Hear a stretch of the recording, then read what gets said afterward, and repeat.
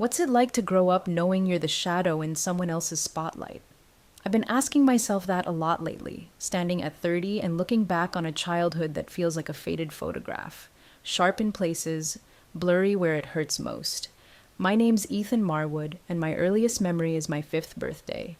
A store-bought chocolate cake with crooked candles, a quiet supper in our creaky old dining room, the air thick with Margaret's cinnamon rolls cooling on the counter. That same year, my sister Clara turned 2 and the backyard exploded into a circus. Professional face painters turning kids into tigers, a bouncy castle thumping with laughter, even a petting zoo with a bleating goat that nibbled my shoelaces. I stood there, holding my slice of cake, watching my parents, Richard especially, beam at Clara like she'd hung the moon. That day set the tone for everything that followed. Our family's got a long, tangled history of favoritism, and Clara, now 27, has always been the golden child, especially to Dad. It wasn't just the parties. At 12, I saved up 6 months of allowance, mowing lawns, raking leaves until my hands blistered, for a red Schwinn bike I'd eyed in the shop window. I rode it home, grinning like I'd won the lottery, only for Clara, 9 then, to throw a tantrum when she saw it. "I want one too," she wailed, her curls bouncing as she stomped. Instead of telling her to wait or save like they'd preached to me, Richard and Margaret marched out that afternoon and bought her a shiny blue bike, fancier, with a bell and streamers.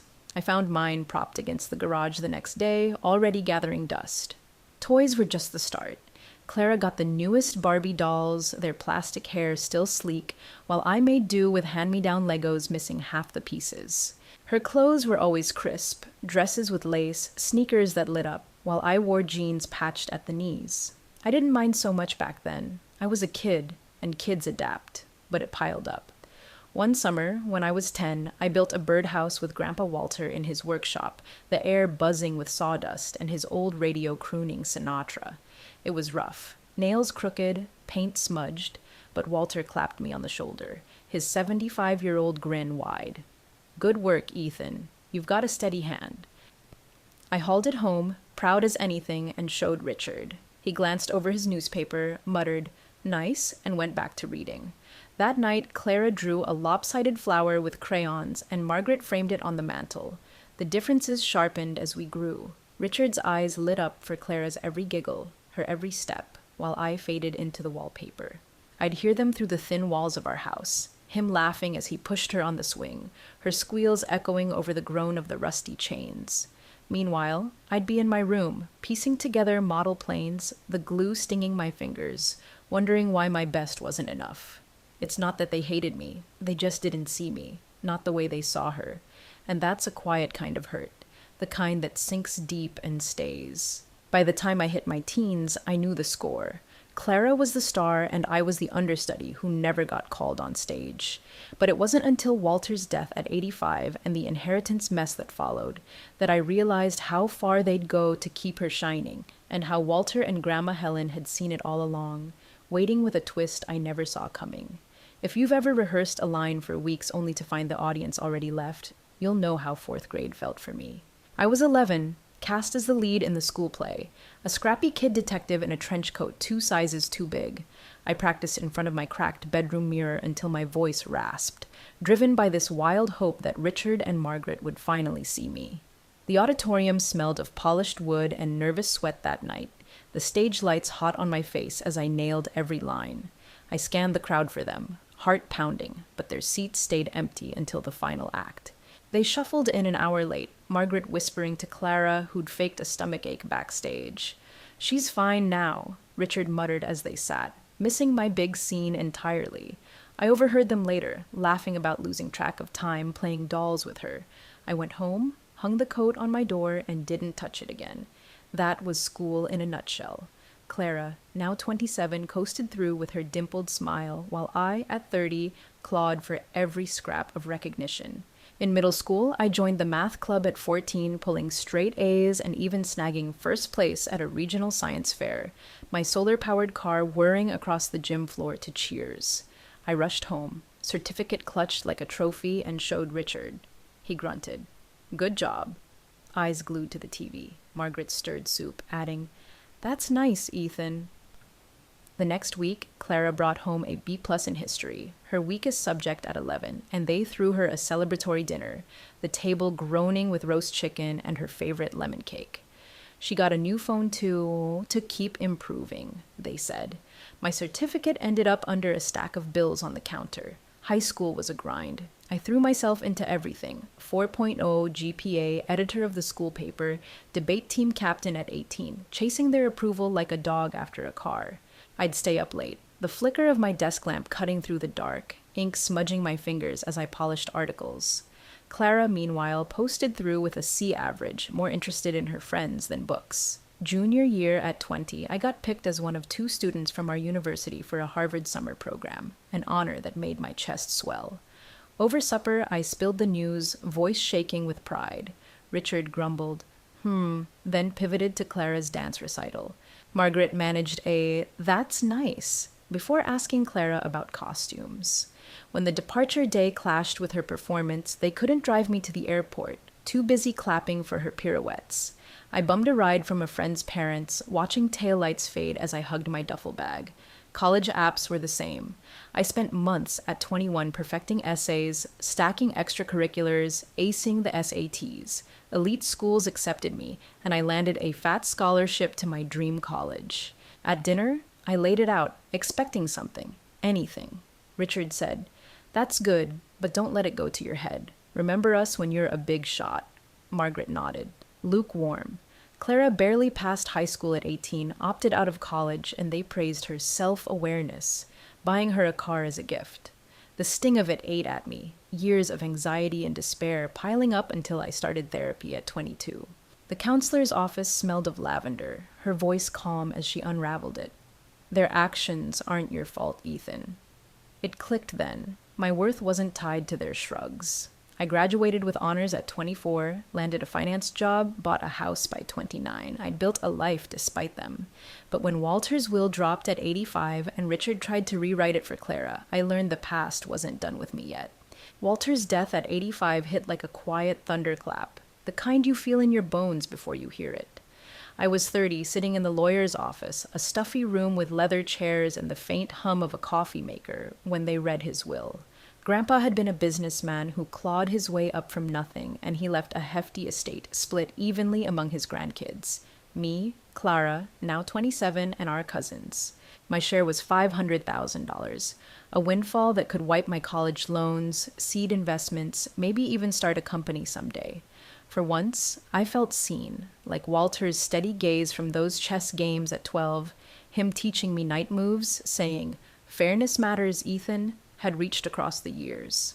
But as the lawyer's voice faded, I caught Richard's jaw tighten, Margaret's fingers twisting her napkin. The air shifted, heavy with something unsaid.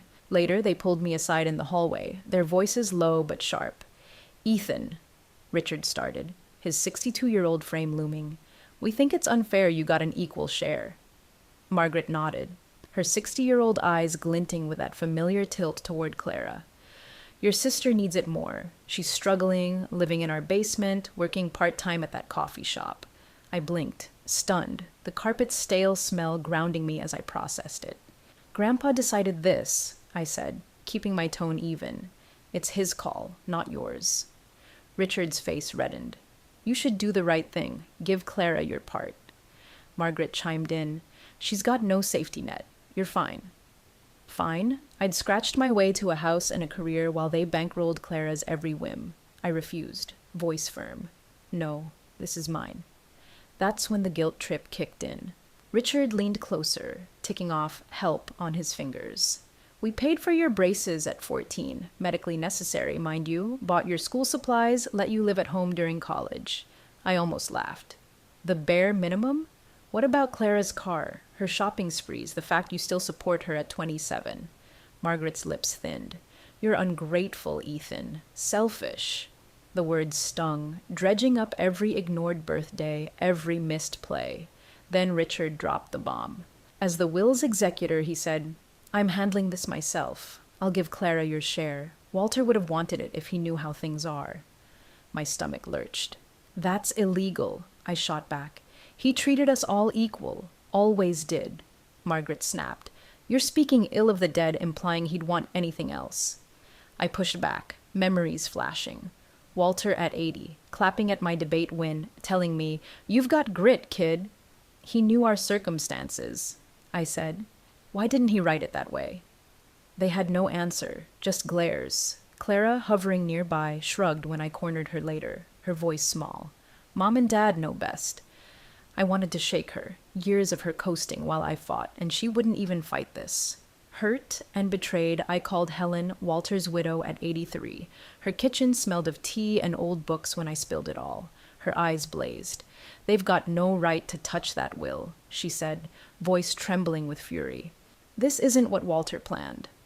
She dug out papers, proof Richard had begged Walter years ago when Clara was 25 to favor her in the will. Walter refused, even added a clause. Anyone challenging the equal split loses their cut. "He saw through them," Helen said, handing me the documents. My hands shook as I read, the weight of his fairness sinking in. Back at home, the dining room was a battlefield, Richard's voice booming, Margaret's tears a weapon. "We're just protecting Clara's future," he insisted, but guilt flickered in his eyes. I held up Helen's proof. "You tried this before." Walter said no. They froze, caught. The inheritance wasn't just money. It was Walter's last stand against their bias, and I wasn't letting them rewrite it. The air in Helen's living room was thick with the scent of chamomile and old paper, the kind of quiet that hums with purpose. I was 30, sitting on her faded floral couch, clutching the documents she'd handed me, yellowed pages that held Walter's iron will. At 83, Grandma Helen's hands trembled as she poured tea, but her voice was steel. "Your father tried this years ago, Ethan," she said, her eyes narrowing. "When Clara was 25, Richard begged Walter to leave everything to her, said she'd need it more. Walter wouldn't budge, said all his grandkids deserved equal shots." She tapped a clause in the will. "Any attempt to alter this distribution forfeits the challenger's share." My chest tightened. Walter, at 85 when he died, had built a safeguard, knowing Richard's bias ran deep. I confronted them that night, the kitchen lights casting harsh shadows across Richard's red face, Margaret's hands twisting a dishcloth. "You've got no right to change this," I said, slapping Helen's proof on the table. "Walter saw through you before." Richard, 62, sputtered, "We're just looking out for Clara's future." But his eyes darted. Guilt, not conviction. Margaret, 60, crossed her arms. "You're twisting his memory." I shook my head. "He wrote it plain as day. Why'd he add this clause if he didn't mean it?" Silence swallowed the room, broken only by the fridge's hum. Clara, 27, lingered in the doorway, chewing her lip. I turned to her. "You okay with this? Them stealing from me?" She shrugged, voice soft. "I didn't ask for it, Ethan, but Mom and Dad think it's best." I wanted to scream, years of her coasting, and still no spine. Helen didn't wait. She called Richard's siblings, Thomas and Lydia, both in their late 50s, and the will's lawyer the next day. We met at her house, the dining table a war council littered with coffee mugs and legal pads.